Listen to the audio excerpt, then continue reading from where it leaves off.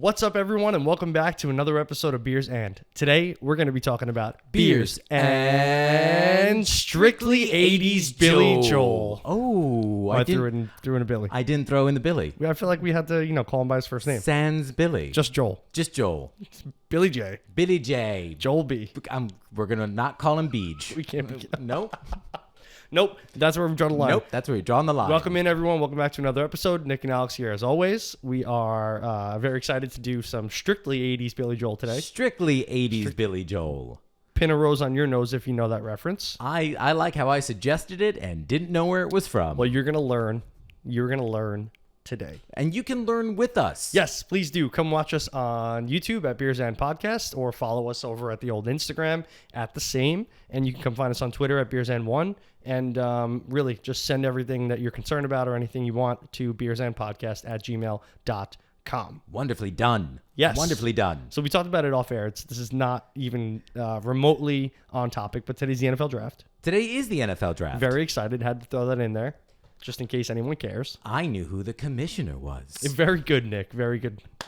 Thank you. Sports things. Thank you, sports things. We are drinking a Source beer today. Ooh. It is a Nitro Milk Stout. Ooh, I'm liking it. Maple Cinnamon Roll Nitro Milk Stout from Source. Ooh. Yeah, sounds like a good one. I'm excited just because I'm looking at the back or the side of the can, and I just see something that's referred to as the Smash Pour. The Smash Pour. Oh, okay. So that's a specific way to pour a Nitro Stout. Oh, okay. They're different than other beers. So since you're not familiar with Nitro Stouts. I feel like we've probably had some, or I've at least had some, but I don't think that I'm terribly familiar overall, especially in the context of the Smash Pour. So it's less bubbly as a normal beer. Okay. The Nitro, it's more like a smooth pour, a smooth drink. So less carbonation, and usually it's a stout. Stouts are typically Nitro poured. Okay, I'm picturing it like a Nitro cold brew. How it's got it's a little thick, but it's very smooth. Kind of. And again, without the carbonation. So this one is a stout, milk stout, conditioned on Saigon cinnamon, maple syrup, cream cheese icing, milk sugar, and vanilla. Ooh, this is the perfect. I'm going to reveal that it is just after 10 o'clock in the morning on a Thursday. So this sounds like the perfect. It's a cinnamon bun. This is a breakfast beer. This is a breakfast beer. We've had a few of those. I mean, and realistically, any beer is a breakfast beer if you have it at breakfast. You have it at breakfast. I advocate more breakfast beer. I do too. We should pick. We got to get a good breakfast beer because nobody wants Bud Light. Nobody wants Bud Light. Any of that crap. Yeah, we don't want that. God, no. I'll pass. Hard pass on that. Hard pass on Bud Light. We still need to do. We talked about it a long time ago. Our blind taste test episode. We're gonna do like a bunch of light beers and blindfold ourselves, and then we should do that as a live stream. That would be fun. That would definitely be fun. Let's do that as a live stream. Oh, it's hissing at me. Oh my God! It's Hello. Angry. So angry. So how about the question of the day? Question of the day. Leading into music. I'd like to know if you have a favorite guitarist, or if you don't, I'd settle for a top 3 or top 5. Ooh, do I have a favorite I didn't shake the can. guitarist? You and I think, have maybe had this conversation once or twice. Oh, I love the way that pours. Yeah. I find one of the more underrated guitarists, a lot of times to be like Lindsey Buckingham. But favorite guitarist, I love Jack White. That's a good pick. I love Jack White. I think he's a phenomenal and experimental musician, guitarist, he's definitely lyricist. Experimental. I love Jack, and he's genuinely that odd looking. So it's not like he's putting on like a facade. He's not like Marilyn Manson has, they've got to go ahead and put themselves together to look that way. Like, no, Jack White just is nearly translucent. No, you're absolutely right. Actually, interesting tidbit on him. He only still records on B-sides. Oh, does he? Because apparently they have a much more like rich and authentic sound and tone. Do you want to know another fun fact about Jack White? I would love to. He is a professionally trained upholsterer. Oh, that's interesting. He learned how to do it when he was young, I guess, before he really made it in music, and still reupholsters Hey, things. whatever. right? It's got a little side hustle. If that doesn't reinforce the idea that kids who are listening and watching, make sure you figure out multiple things you can do in life. Go learn a trade. Go learn a trade. And don't do anything you're good at unless someone pays you for it. Preach. Hashtag the Joker. Says the two folks that do a bi-weekly podcast with no sponsors. Faux free. That's a good pick, Jack White. That's a good pick. Yes, love Jack White. You know, him and his sister weren't actually married. Correct. That was like a big And that's not his like sister. publicity stunt. Right. Right. Yeah. Meg is not his. Correct. Meg is not his sister. Correct. Yeah. I love the two of them though. All together. I'm thinking about my favorite guitarist now because you know it's hard. I'm gonna give you a top 5. Top 5. I'm gonna give you a top 5. Okay, hit me. Okay. Stevie Ray Vaughan. Mm-hmm. I feel like that goes without saying. Are these in any particular order? No. Okay. Straight top 5. Okay. Steve Vai. Ooh. You know who that is? Of course. Virtuoso of the instrument. I don't know his name, but really underrated. Tom Petty's guitarist. Oh, okay. I don't know his name either, unfortunately. We'll look it up. Yeah. Richie Sambora.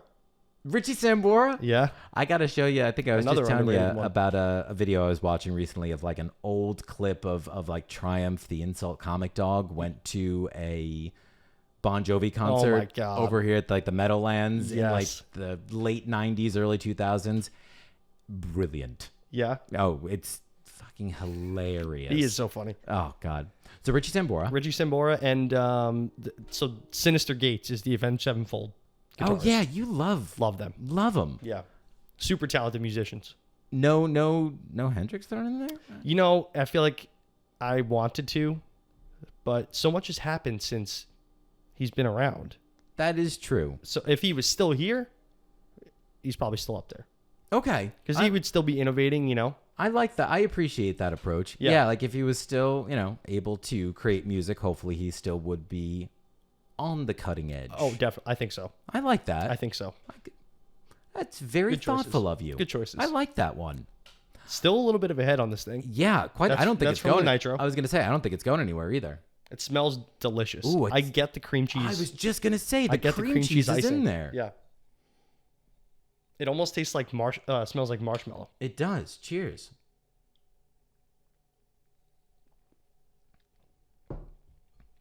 Ooh, yum. Wow. That's good. Oh, wait. No, I'm getting it. Cinnamon roll. Oh yes. Everything comes in separately, Yeah.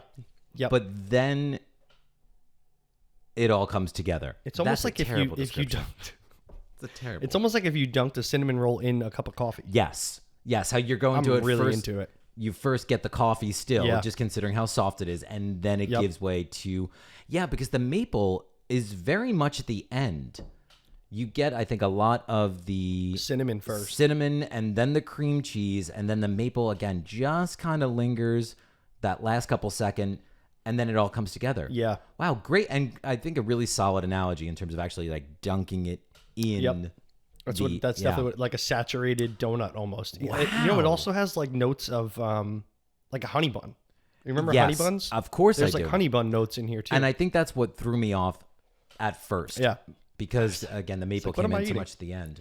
Yeah, but the cinnamon, so the cinnamon's very upfront, but then it also kind of like coasts through the rest of the beer too, like as a backbone of that maple and The cinnamon, I think, really stimulates almost on the front sides of the tongue, whereas then the cream cheese, at least for me, seems to come over then the center middle palate, and then I'm getting very definitely. much the and then just like a melange of coffee. yes, Melange of coffee. melange of Just a coffee. nice- Just what's the ABV? I feel like it's going to That's be pretty low. Oh, it is 6. 6. Yeah. Okay, all right. This is surprising because I usually wouldn't go out of my way, I think, for a beer like this. And even based on No. your description, I was mentally prepping, which is probably a really bad thing. I was mentally prepping not to like it. Oh. Yeah, I don't know. There was something about it. I was afraid that it was going to be too sweet, No, definitely not. and it's not, which I'm happy about. Despite the fact that there is milk sugar in here, correct? There is milk sugar. Yeah. It is a milk stout. Yep. Yeah. Oh, and a little bit of vanilla in here too. Yeah, I get that. I get it with the cinnamon, and it almost kind of like takes over the cream cheese a little.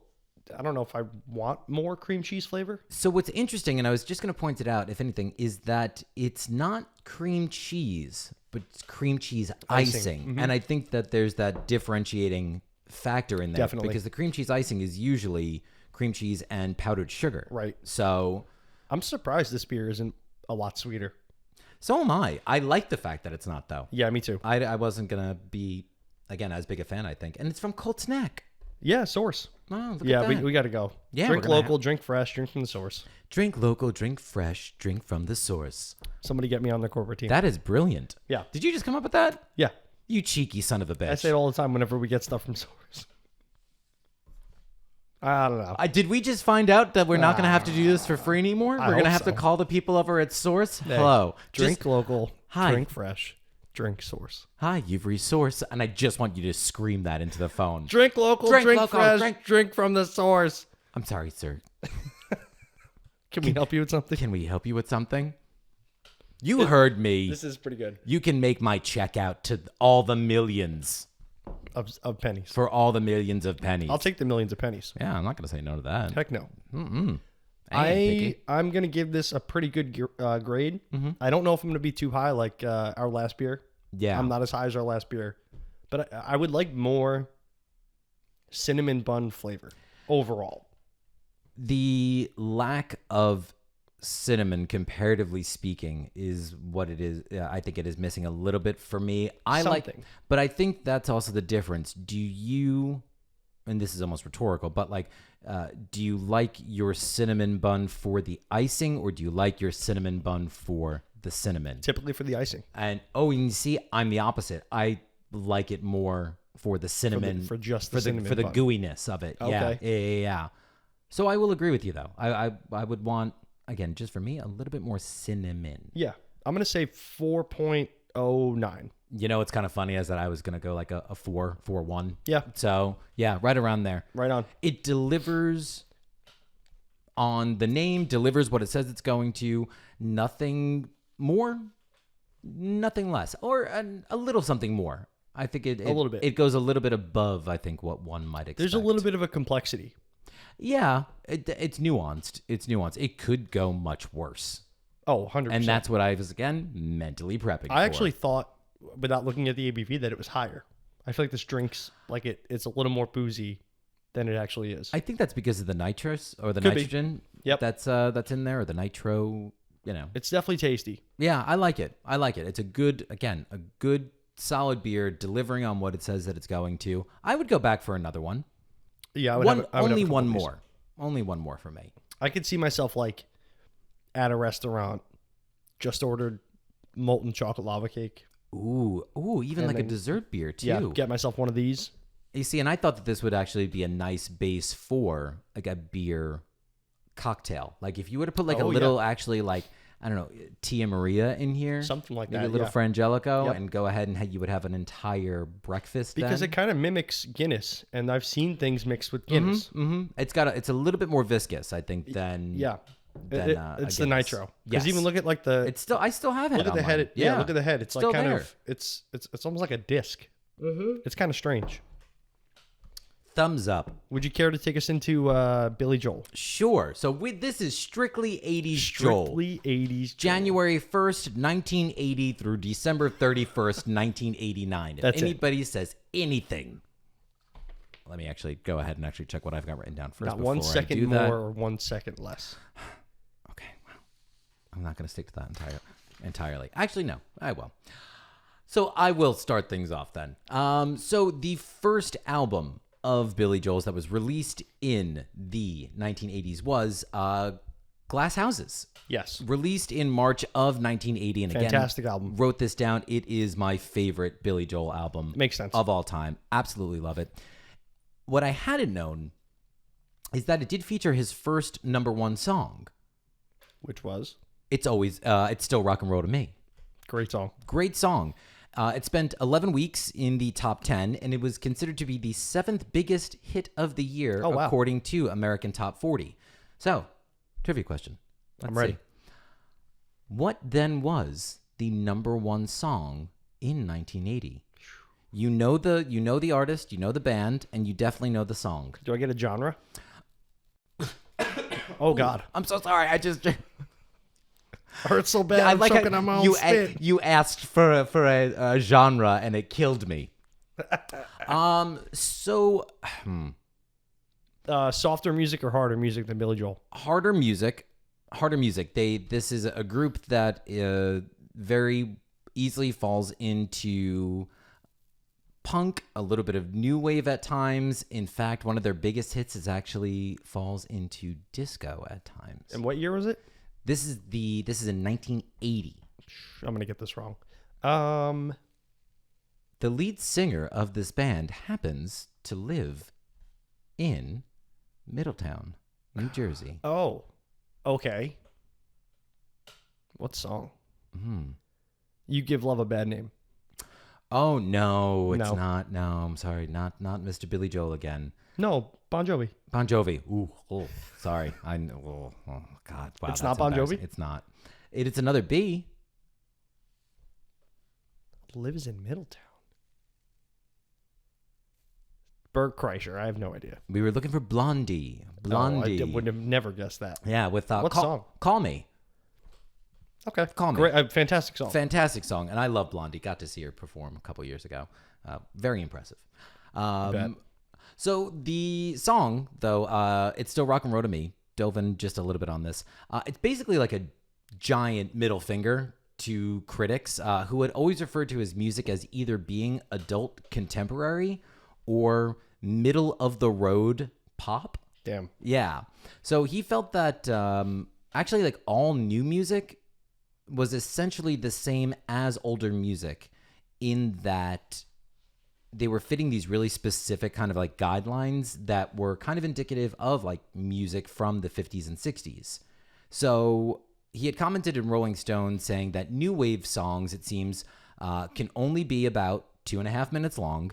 Only a certain number of instruments can be played on the record, usually a very few. Only a certain amount of production is allowed or can be heard. The sound has to be limited to what you can hear in a garage. A return to that sound is all that's going on now. So basically, he's saying This is what Billy Joel said. correct in an interview with Rolling Stone magazine. So he was, it's still rock and roll to me. He's like, no, it's the same old thing, just repackaged. In the song, perhaps he mentions the Miracle Mile. Yeah. Refers to a specific stretch of road in Manhasset, out on Long Island. Oh. Yeah. And I said, I didn't know that either. Weird Al.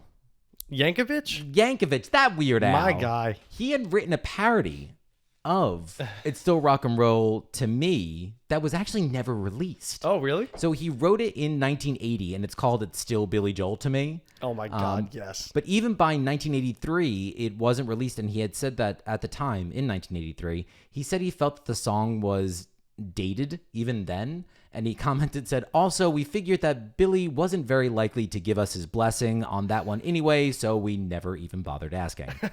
I love him. So from the Glass Houses, which also features, songs like Lena, All for Lena, and it earned him the Grammy for Best Male Vocal Performance, Rock Male Vocal Performance. And the album features Joel like he's pitched up. Have you ever seen the album cover? Maybe. He's like pitched up to like throw like a rock, essentially, like at a house. So the house turns out to be his house, actually out in Cove Neck, out in Long Island. Mm-hmm. And then on the reverse of the album, it's him looking back through the shattered glass. Oh, and it is supposed to very much kind of hearken to that idea of, implying that, people in glass houses shouldn't throw stones. So yeah, just a quick little thing there. Love that. Love that song. I'm going to bring us over to my favorite 80s Billy Joel song then. Yeah. And I don't know if you would ever guess it. Did you mention it before? I did. Is it Uptown Girl? It is. I'm so surprised at that. I love that song so much. Really? Yeah. Even more than It's Still Rock and Roll to Me. And that's one of my favorite Billy Joel songs of all time. The great call and respond. That's what it is. So this debuted in 1983. Mm-hmm. Song topped the charts in 5 countries, including a #1 stint on the UK singles chart. Oh. Lyrically, this song is about an uptown girl. So this adjective insinuates that she's from a sort of like well-to-do background. I believe it's a white bread world. Yes, a white bread world, exactly. And he refers to himself as a downtown man. Mm-hmm. So in the song, And that just really means he's like relatively humble, kind of like the exact opposite of the Uptown Girl. Right. So in the song, the premise of this song is that she wants a downtown man because she's sick and tired of all the uptown guys she's been dating, uptown dudes. She's never had a backstreet guy. That's why. Right. That's what everyone wants, just a backstreet guy. So she wants to date this downtown man. So supposedly the reasoning behind this is that she's tired of the men she typically dates. It's fine. Whatever. Every girl's tired of the men she typically dates. That's just how it is. I preach. I know all the girls that I've dated have always been tired of me after a while. So it's weirdly not really a love song. It's more like a song centered around the fact that like these two people are meant to be together or like should be together. So now we have the backbone. Okay. All right. So supposedly this song is about a particular lady. So around that time that he wrote this song, Billy Joel simultaneously and unexpectedly met Elle Macpherson, Christy Brinkley, and Whitney Houston all at the same time. Oh. So I know it sounds weird, like Whitney Houston, right? Doesn't belong with those. Not necessarily. At the time, she was a model. Oh. Whitney was. So that explains it because the other two are models. Oh, wow. You know what? In 1983, I guess this was just before she had kind of I guess she took off, yeah. onto the scene. Wow. Oh my God. You forget about these periods of time, like, you know, where were they or what were they before they were famous? I mean, they still kind of were in this context, but, you know, not in the way that she was still an up-and-coming model, but she was not a hit singer. Whoa. You know, like Grammy-nominated singer like we know her. Right. So they were all models, so they all met at the same time. So there's been a lot of skepticism on who, out of those three women, this song is about. So it goes on to explain that, and this is all from songmeaningsandfacts.com. Oh, okay. So we have a source. We've got a source. The song was originally written about all three women. Oh, really? It turns out, with the three women in mind. Then he began to date Elle Macpherson. Oh. So then he changed the lyrics, intentionally modified them to like suit her. They weren't together that long. It was only about a year or so that their fling lasted. However, quickly after that, Joel found himself with Christy Brinkley. Yeah. So they got married, and at the time of recording, perhaps this song was about her because she was even in the music video.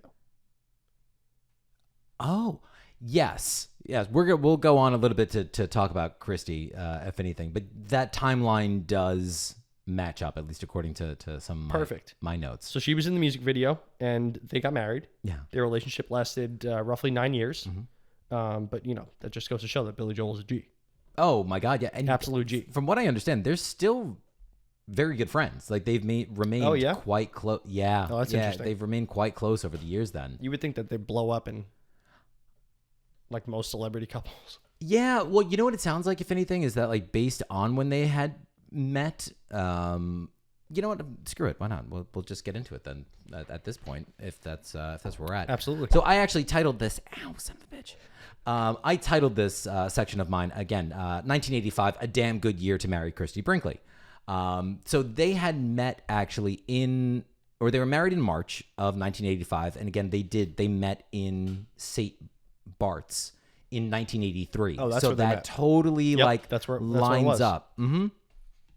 So they were married on a yacht on the Hudson River during a ceremony that had been attended by the likes of, you know, Paul Simon and all the members of the Stray Cats. Oh. Right? That same year, and within exactly 9 months, I counted just to make sure, they had one child together. They had Alexa Ray Joel, and she was born in December of 1985. All right. Brinkley. Now, I wanted to, just so we are familiar with, again, at least who she is. So this is where we're talking about a year other than the 80s, but it's okay because it doesn't have to do with Joel. So, okay. Loophole, bitches. Strictly 80s Joel, but this ain't Joel. Yep, this is not strictly 80s Brinkley. So she gained her fame as a model after being discovered, and again, you really can't make this shit up, in a post office in Paris in 1983. All right. And she was not there to model. Like, she had gone to... She went there to, like, she went to school for like art, and she was like just kind of studying abroad in Paris, and Ended up a model. She subsequently made a number of appearances on the cover of Glamour, and then was given a 25-year contract with CoverGirl, like which is one of the longest like contracts ever given in history.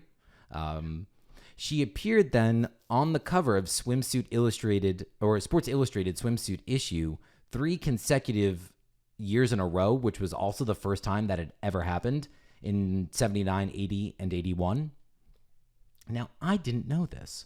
You're familiar with the film National Lampoon's Vacation? Yeah, I don't think I've ever seen it, but I know the cast and the premise.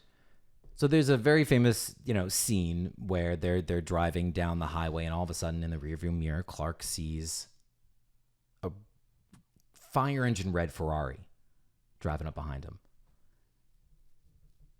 And the car goes to overtake him, and all of a sudden they're kind of like neck and neck with one another. And there's this beautiful, gorgeous smoke show of a blonde that's like flirting with him from the car. And all of a sudden he like speeds up to stay with her. And I think I've seen like replays of this scene or that remakes. Was Christy Brinkley. And I had no idea whatsoever. I was fascinated by that. Didn't have any lines, huh? She didn't need to, baby. Nice. And I know everyone's like, oh, don't talk about that. She's more than just her looks. And she is. But then again, I also ain't buying what she's selling necessarily. So everybody take a chill pill. Take a chill pill. The two, like I said, or like you had mentioned, they did divorce in 1994. However, they did remain quite close. And perhaps that is due to, again, their daughter, Alexa Ray. So her middle name is actually Ray, in homage to Ray Charles, who Joel claims as an inspiration. They work together quite a bit. That's cool.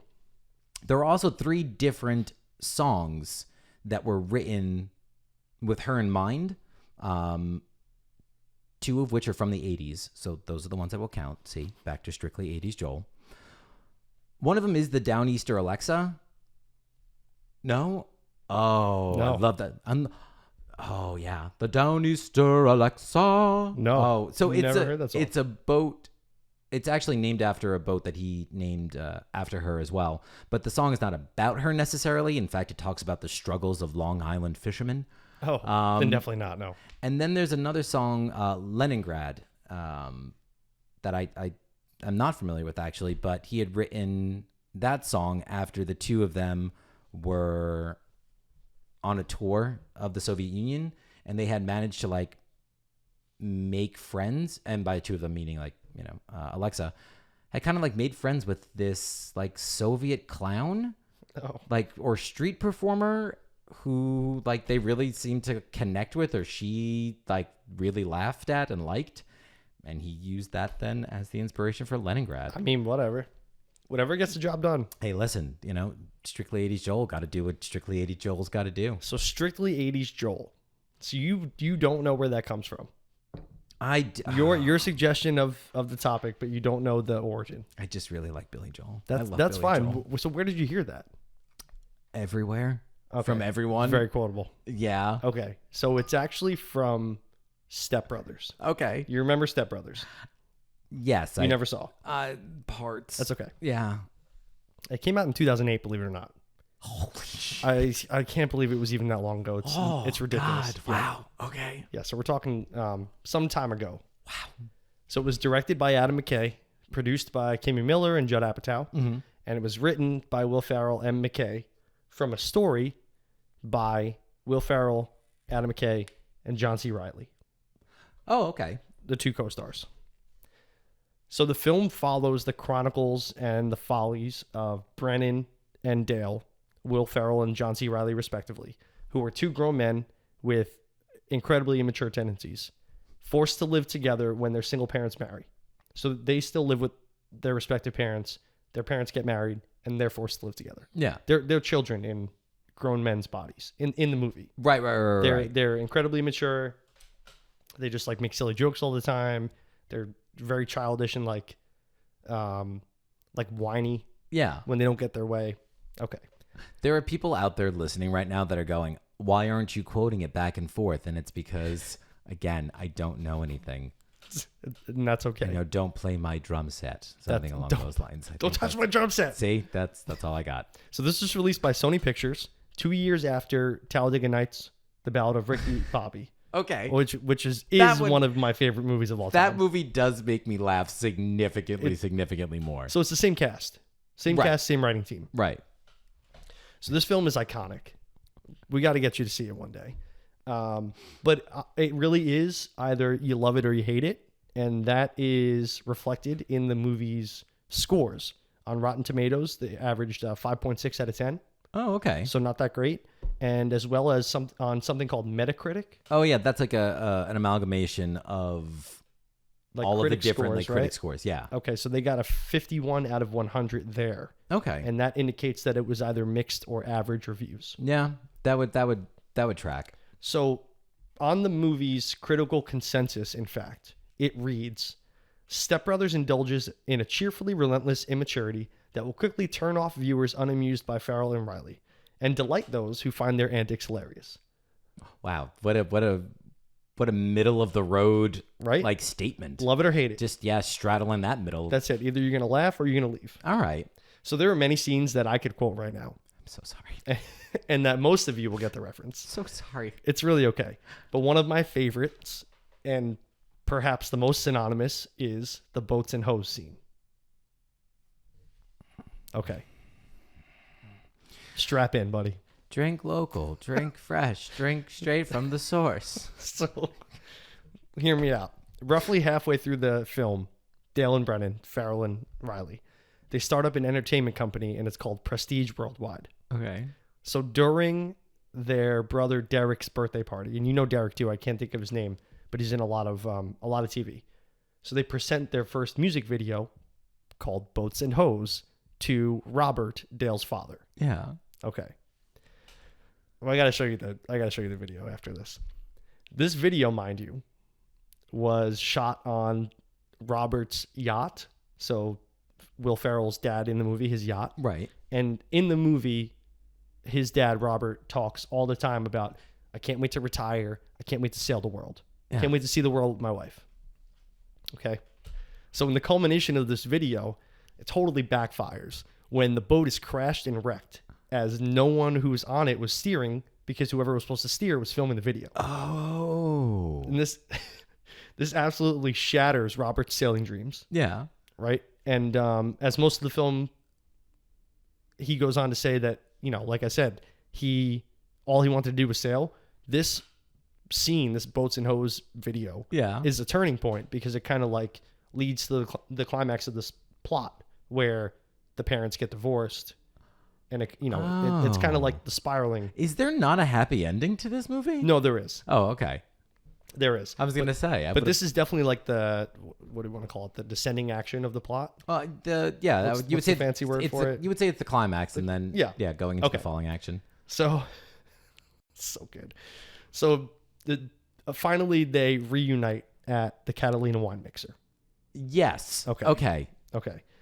So Boats and Hose was indirectly essential to this plot. Yeah. Because it really did. It's kind of like when I talked about the briefcase in Pulp Fiction. It's kind of like a plot device. We could have done without the Boats and Hose video, but because of it, that's how the rest of the story came out, right? So surprisingly, this song is also attributed to the movie's popularity. When I checked, it was at 5.5 million views on YouTube. Oh, wow. The song alone. Just the song, not the scene. Correct, because they took the boat crash out of it and just end the song on YouTube. Oh. So it's an actual 2.5 minute. Oh, proper full music video. Yeah, exactly. There's also merchandise which references the song. Yeah. That's being sold. So this movie got huge for no reason, and mostly because, maybe not mostly, but because of this. Interestingly enough, there was a political action committee created in 2014 by this dude named Sean Nowacki, named the Boats and Hose PAC. Yes. It was the Boats and Hose Pack. Oh, it was registered with the Texas Ethics Commission, and they worked with multiple Texas governors. Bless you. Excuse me. Thank you. And although it seems like this was mostly a farce. Yeah. Because the reason for the pack was never announced, and then someone goes on to attack them Oh. because of this. Oh. And eventually they like got shut down. Oh, that's too bad. I would have supported the Boats and Hoes. The Boats and Hose pack. Even if I didn't get the reference, I'd be like, Boats and Hoes got to make money too. I support them. I'm with it. And then just my last little tidbit, the Catalina wine mixer mentioned in the film Yeah. was not a real event. It had previously never been until this film happened. And now there is one. It's since been created and hosted on Catalina Island. Really? See, that one I always thought did exist. Yeah, it sounds like it. It does. And I would have believed now it that. does, though. Huh. I just learned more about Step Brothers than probably I've watched of Step Brothers. You're welcome. Thank you so much for that. That's what I'm here for. I feel cultured. You are cultured. I feel so learned. Now open up and let me culture you. Good. There we go. Oh, God. Moving seamlessly from Step Brothers, I'd like to take you To Stepsisters? To Stepsisters. This is a cheeky episode. No, seamlessly to the Soviet Union. I'd like to take it back to the former communist bloc, if I may. Okay, I see where that seam was stitched. Absolutely. Dude, right in there. Catalina wine mixer, So Berlin Wall, Yeah. you know, all of these things, you know, fit together very seamlessly, right? You say John C. Reilly, I say Mikhail Gorbachev. Like a jigsaw puzzle. Like a jigsaw puzzle. In Mother Russia, jigsaw puzzles you. That never gets old. Never. Nope. So in October of 1986, Joel and his team had planned to do a tour through the Soviet Union, including they were going to do 6 shows in Moscow, Leningrad, and Tbilisi. So he brought his family with him as well. So like Christy Brinkley went with him as well as Alexa Ray, and it's weird because it was actually to show like a sign of trust. Because again, height of the, I wouldn't say the height of the Cold War, but the Cold War was still going on, big issues in that regard. So it was to show that like he felt that the country was safe, he trusted the people, and in turn he hoped that like people would trust him. So the tour began in July of 1987, and his entourage, like they actively had filmed like where they were going and the tour itself to go ahead and like off-put some of the charges. Like, how much it actually costs to do the concert itself. And in fact, his concerts were the first live rock concerts to be broadcast on Soviet radio. Oh, wow. Like across the entire block, kingdom, realm. In the 80s, wow. Yeah, in the late 80s too. Yeah. Like it's 87 at this point. Weird. Right? So what's super interesting, and again, I guess I wouldn't have thought this entirely just because, the Beatles had the song, back in the USSR. So you would almost assume that, like, okay, there's been some proliferation of, American rock music, and the Beatles aren't American, but you know what I'm getting at. Western rock music. So Russian fans apparently didn't necessarily know how to, like, react during these concerts. So what would happen is that when the lights would, like, go out onto the audience, these people would freeze up. They would be like, the lights would be out and they would be like dancing along to Billy. And when the lights would go out, they would all stop and freeze up. What? So security, mind you, had also been like throwing out folks who were appropriate or quote unquote like overreacting. So like people that were getting a little too hyped up at times. So, kind of reinforcing this idea that they were kind of afraid. Billy Joel got pissed that this was happening. So what happened was that he became like so enraged that he wound up like flipping over his piano at one point and snapping a microphone stand while he's singing. All while he's singing. I wrote because he's a goddamn professional. What? So allegedly he had done so because, again, he had been working so hard to like make a connection with the audience. And each time, again, they were like lit. They were freaked out and he had to like reestablish that trust with them. So like while this was happening, he kept yelling like, out. Don't light them. Don't put the lights on them. Because, again, these people didn't know how to react at all. They weren't ready for it at all. Despite his best efforts, the tour did lose, or he apparently lost about $1 million of his own money on the tour. However, he did say that the goodwill of the trip was like well worth it.